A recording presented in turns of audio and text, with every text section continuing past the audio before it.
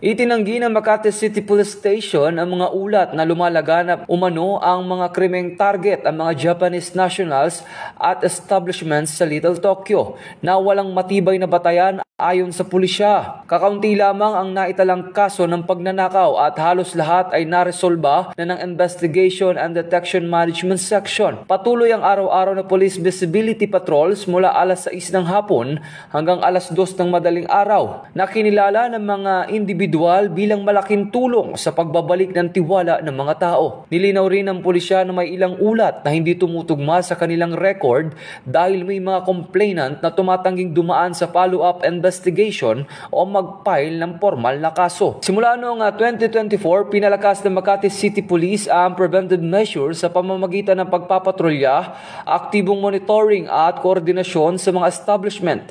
Nitong ika-2 ng Disyembre, nakipagpulong si Officer in Charge ng Makati City Police Station na si Police Colonel Pedro Alagano Jr. kay Mr. Haruka Nishimura, ang Chief Security ng Embassy ng Japan upang palawakin ang ugnayan at talakayin ang dagdag na seguridad.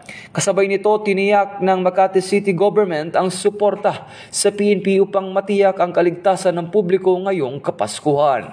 Ito ang bagong PNP para sa bagong Pilipinas. Serbisyong mabilis, tapat at nararamdaman.